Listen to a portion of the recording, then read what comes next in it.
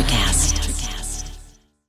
What up, and welcome to Or Whatever Movies. I'm your co-host Iris, and I'm here with my older bro, Wesley. Hey.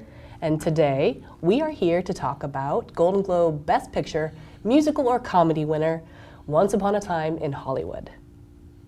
Wes? Musical or comedy, all right. It was funny. It was funny. Like, is Fargo a comedy? Good question. Probably. So, it depends on who you ask. If you ask Kelly, she'd say absolutely not. But I've always had a problem with the Golden Globes. Where they put certain movies to position them to give them the best chance to win, the Hollywood Foreign Press is notorious for being bought. You can wine and dine and schmooze the Hollywood Foreign Press. That's part of your budget for your movie, for your awards campaign, for the Hollywood Foreign Press at least. It's wining and dining the voters, and it's been no secret in Hollywood for a long time that they're very susceptible to suggestion. So I actually want to talk about Quentin Tarantino's ninth film, but I just have to ask, who is the Hollywood Foreign Press? I don't know. I have no idea. We don't know who they are, and we're movie fans. Dude, we should become a part of the Hollywood Foreign Press. I mean, just on what, our last name credibility alone? Yeah, we're foreigners. Sure. All right. So, Once Upon a Time in Hollywood. Yep. Came out when? 2019. What month? Is this like a quiz? I mean, I rely on you for facts. July? Yes, August? as a matter of fact. Yes, it was July. Thanks for remembering. It just happened to be my birthday movie. I got it. Yeah. All right. So Once Upon a Time came out in July 2019, which feels like a million years ago, which is why I rewatched the film on the plane while I was traveling this holiday. By the way, I'm honked up from holiday travel and totally sick. Yeah, man, you're still in the throes. Yeah. Whereas I got sick a few weeks ago, and the only lingering thing is my sexy voice. Whatever. That's disgusting. You watched Once Upon a Time in Hollywood on the plane? Yep. I don't know if that viewing counts. Especially when I'm juggling an 8-month-old.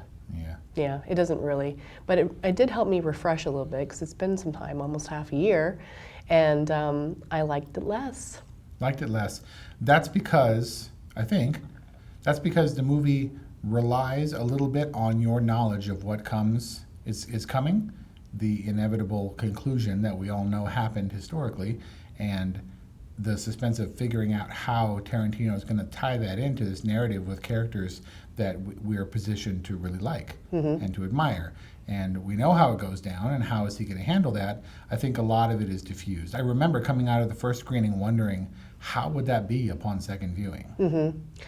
I mean, how many times have you seen it? 4 times, give or take. So it's been like I'd pick it up from where I left off. I would have to imagine that seeing it for the second time and basing it and analyzing it on those merits is something akin to walking into the movie with no historical context. We've talked about this before with The Irishman, and even compared it in some small way to Once Upon a Time in Hollywood, and what it must be to not have any concept of the history that is so firmly rooted and so much a part of this movie, to not know and to not feel that dread and anticipation of moving toward a conclusion that's inevitable, has to defuse the movie a little bit. Right, yeah. So I went into the original viewing back in July of 2019, knowing at the very least that Sharon Tate's murdered, right? And that much context I had.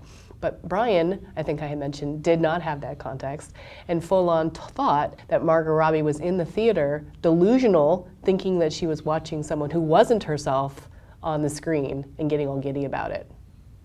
I wasn't going to name drop people, but I do know people who went into this movie cold, who are not Brian, who had no clue. It was just a movie about 60s Hollywood, and we'll see I can't imagine going through that experience. Because, as you stated, having watched it a second time, moving toward a conclusion where you know how things ultimately play out on screen, right. Different experience. Yeah, totally different experience. And I think I liked it less this time because I really had a hard time with Margot Robbie's performance.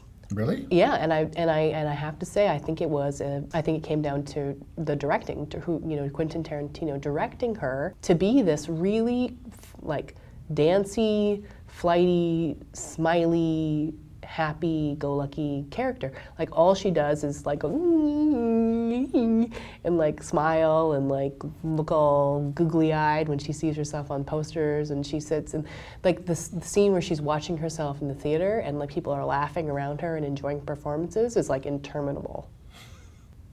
You didn't get this at all when you saw it in repeat viewing? I don't know a lot. I know what happened to her. I don't know a lot about Sharon Tate's personal life. Yeah. I didn't have a lot to base her personality on. Maybe she was that flighty or that inconsequential in the things she says or does. I don't know. She wasn't a very big star by the time she was gone. Obviously, as he noted, as Tarantino noted, when she went to the Bruin in Westwood to get into the movie, she had to convince the people that she was in the movie, which must have been especially weird for Brian, like why they fell for it if she wasn't in that movie. But yeah, I don't know.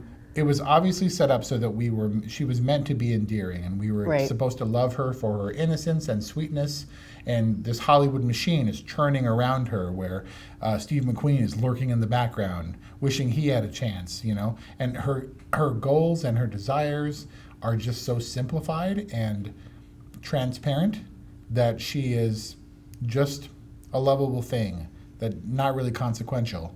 So I don't know. I gave her kind of a pass because ultimately she doesn't figure really heavily into the movie plot-wise. She's kind of a MacGuffin. Yeah. And therefore I couldn't judge her too harshly on, well, she was a major figure and didn't really impart much from Smiley Dancy. I mean, I guess maybe in that sense the performance was effective. It kind of diminished her a little bit. And I know people were also complaining about the number of lines or words that she spoke. Yes, and I do remember that. And I think the performance didn't help. Yeah, so I didn't grasp that I didn't have that criticism when I first saw the movie, but it's probably because I was focusing my ire elsewhere. Where? Leonardo DiCaprio. Yep, Don't even. I said it. He got his Oscar. Good for him. Now comes a true test. I'm glad he won his little Oscar. Now everyone can stop bitching about it, and if he's going to get another one, he would have to do it on his own merits, not because the populace demands it. Okay. Well, he was nominated for a performance for Once Upon a Time in Hollywood. Yeah, but for the Golden Globes, that doesn't mean anything. Okay. So why do you, what is stoking your ire? I don't think Leonardo DiCaprio is a great actor. I think he's a capable actor. I think he's a hard-working actor. Very much so. I don't know that Tom Cruise is a great actor, but Tom Cruise is also a hard-working actor. However, this may be strange to say, but Tom Cruise comes across much more likable on screen than Leonardo DiCaprio does to me. Most of the notes he hits are false, and that's strange considering a lot of great movies. He's been in a lot of some of my favorite movies. Unfortunately, the best movies that he's in happen around him and sort of in spite of him. He just may not be my taste. Some people geek me out. I wouldn't say he geeks me out because I think there's definitely something there. What's Eating Gilbert Grape is a testament to his ability to act, especially at a young age. It just seems like he's not exactly one note. I just find him a little bit grating. Mm-hmm. And as a full-grown adult man in adult situations, he doesn't seem believable to me. I've grown up with him and I know what he's like in the younger roles like Titanic, and I know that he got all buff and got all serious and got lines on his forehead and that little brow crease that he does that makes him a serious actor. He just never grew up to me. He never fills the shoes of a man's role. Yeah. It's strange, and he's older than I am, and it's difficult to say. I'm just not his biggest fan. I think he's fine, but he's not the focus. He was not the focus of this movie for me. Well, remember how you were saying that Colin Firth's Darcy could never be replaced in the minds and the hearts of the British ladies? This is speculation on my part about the British ladies, yes. Yes, well, it's not speculation on my part that Leonardo DiCaprio had captured every heart, including mine in 1997. I think for that, he's kind of got an eternal pass for me. It's not like I'll skip movies because Leonardo DiCaprio is in them. I just really hope that in spite of him doing the same thing over and over again, I'll still enjoy the movie. And most of the time, I really do. Do you think that part of your issue is that he's not transformative appearance-wise? I don't know that that's the problem. I think his voice is a little bit too high-pitched. He's a little bit too high-strung to be genuine to me. I think his emotional range is cute, angry. cute, angry Yelly with that little pointy thing he does. Right. But really close to his body, intense pointing thing that he does. Which he does admirably when he's trying to tell the hippies to get lost. Yeah, and were you waiting for it too? Because I brought this up before. When's he going to do the finger pointy thing? And he did it. Well, yeah, you were like, he does it every movie. And I was like, not Once Upon a Time in Hollywood. And then I was like, oh my gosh, there it is. Did it. Tarantino feet, DiCaprio funny pointy thing. Feet. Tarantino and the foot fetish thing. Quentin Tarantino has a foot fetish? Roll the clip. Yeah, you wish.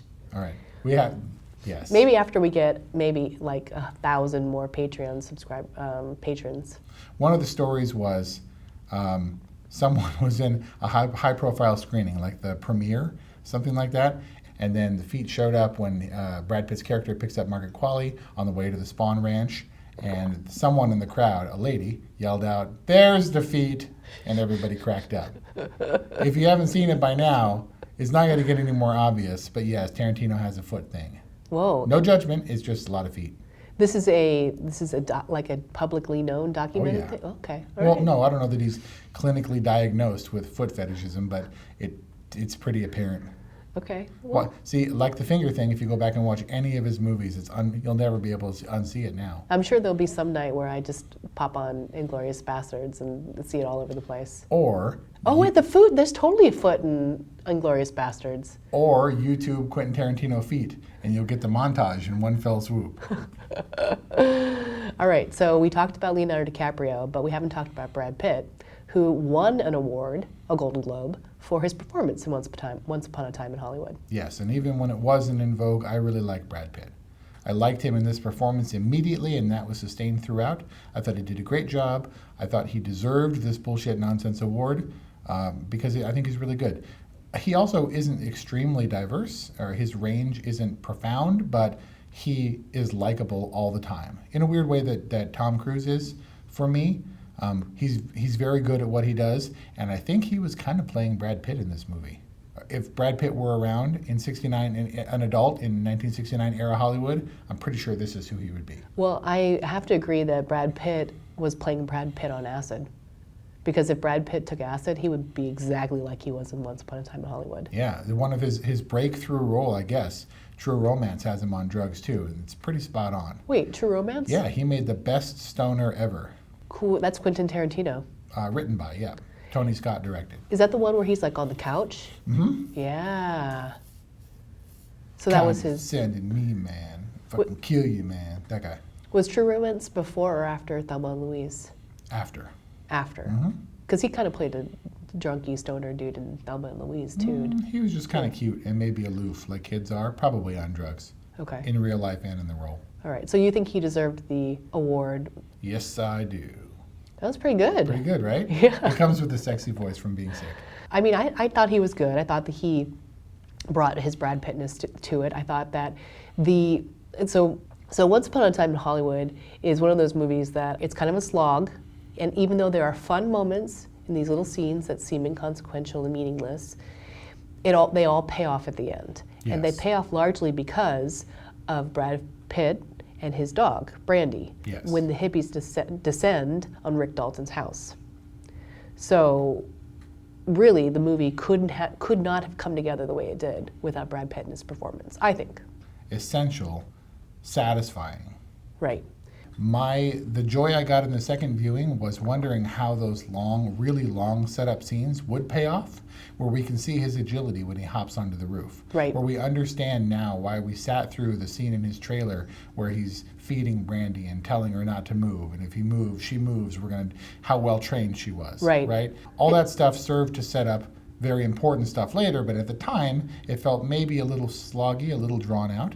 I could not say the same for Leonardo DiCaprio's character. We can get into that if you want. What? Everything is set up. Oh, Everything is set up. Okay, I would argue that his meeting at Musso and Frank with Mr. Schwarz was enough, where he, especially the great scene in the parking lot afterwards, where he was convincing enough and angry about his career being washed up and being asked to star in spaghetti westerns of all things, right? Enough to set up his insecurities and his fears about his future so that if he just showed up again at the end and was led through the gates of the Polanski estate, that the payoff would have been the same. He has a chance here. If he'd gone to Italy and then shown up at the Polanskis right after he came home, without the laborious, really long day on the set of playing the heavy in so-and-so's show.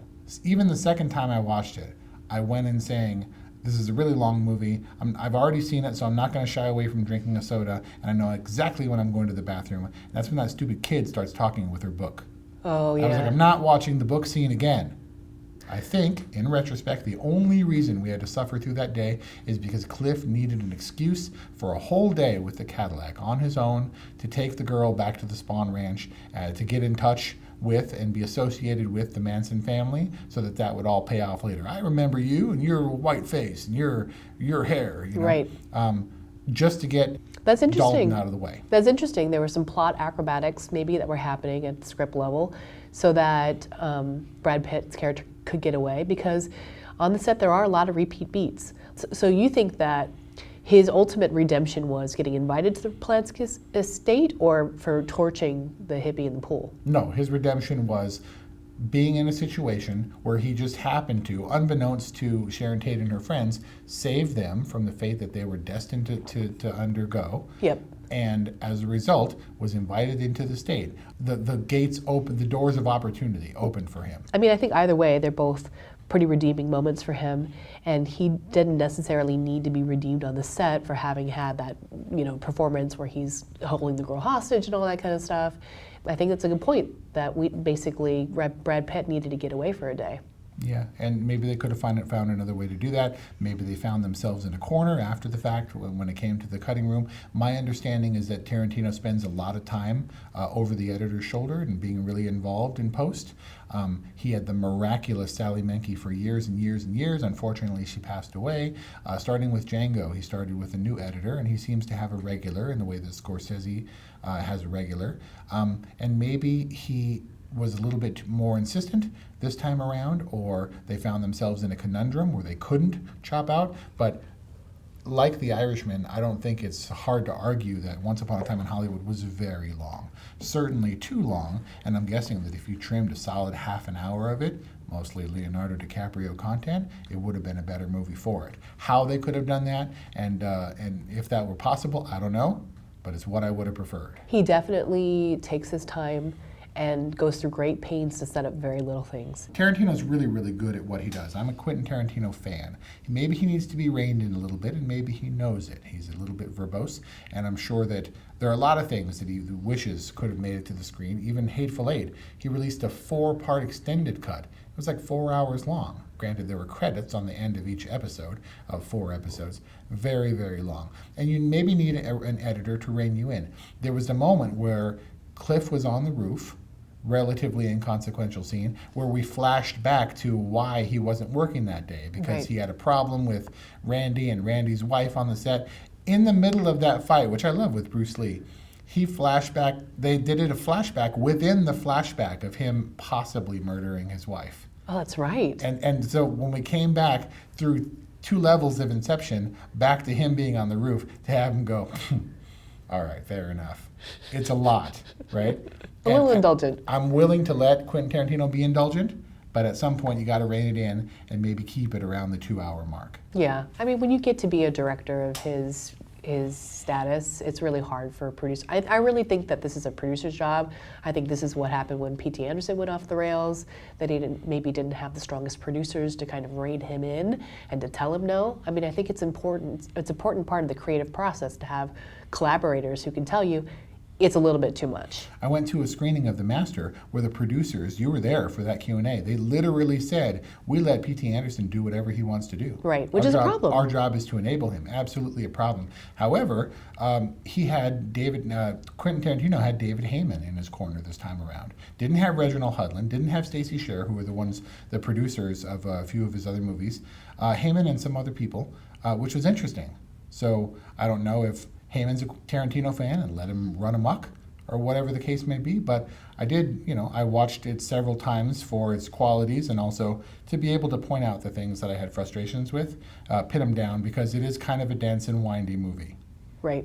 Yeah, David Heyman, I think, said in the Q&A that this was one of the best scripts that he had ever read, and that it was one of the best sets to be on. That Quentin Tarantino really creates and fosters a good vibe on the set, where people are there because they love to make movies. Sure, but he hadn't made a movie with Tarantino at that time, so he chose the project based on the merits of the script, and I guess maybe Tarantino's reputation, and I'm glad that it came together like that. It's the best part of movie making, I think, when you aren't, slogging every day to make something that you're not sure if you can believe in. If you're having a good time, I think it does show up on screen if you're surrounded by capable people who encourage and support and nourish each other, Yeah, totally. Wow, that's so touchy-feely of you. Yeah. I feel like movies are miracles.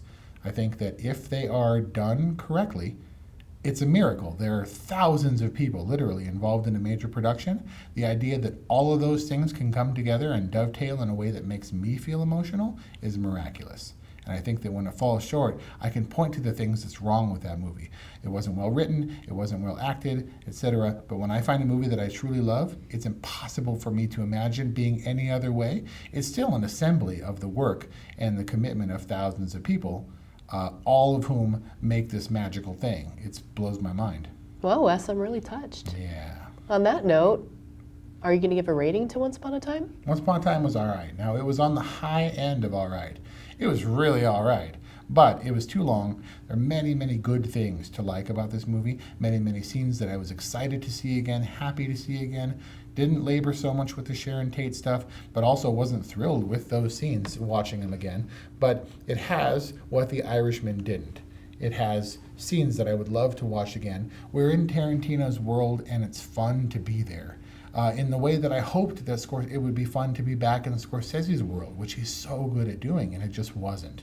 All the Tarantino hallmarks are there. He maybe even reined in his crazier side. Someone said that he matured as a filmmaker, and I agree with that, but he's also pretty indulgent 9 films in. He's got 1 more to go. We'll see what he does. But someone also said, or maybe I said, I don't remember, that this might have been a fitting final film for him. He's committed only to directing 10. Whether he holds to that, I don't know. But can you imagine if Once Upon a Time in Hollywood were his swan song? That might have been pretty fitting. What's he going to do thematically to top this movie, and if he were going to go out with a bang? I don't know. It certainly, hopefully, wouldn't be the Star Trek movie he's been talking about, or the horror movie he would like to direct. I don't know. But I'm there for it. I'm willing to get, not a pass, but I'm certainly willing to give him the benefit of doubt. Well, what I find hard to fathom is a Hollywood without Quentin Tarantino. It's tough, and I don't want to be in that Hollywood just yet. But he says he'll stay involved. He may write, he may do other things. Who knows? Sure. Right. Well, not necessarily my favorite Quentin Tarantino movie. I think Hollywood failed to dethrone Inglourious Bastards, but I still think it's good. And with that, this is the end of our episode. If you want to get in touch with us about whatever, you can email us at orwhatevermovies@gmail.com or leave us a voicemail at 818-835-0473. Thanks for listening. I'm Iris, and this is my bro. It's Wesley. See ya. See you next time. Are you passionate about saving the planet for future generations? Do you want to learn how to do it? If yes, then you need to tune in to the Nature Backed podcast. It's a talk show covering the changing world around us, from renewable energy, sustainable agriculture, circular economy, to ESG and social innovation. Don't miss this opportunity to discover how you can join the movement and make a difference. Subscribe to the Nature Backed podcast today on your favorite platform and get ready to be amazed.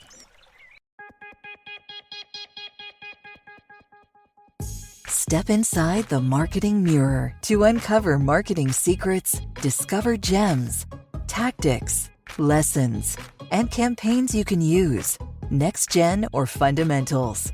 Grab the marketing magic to improve your marketing and win more business.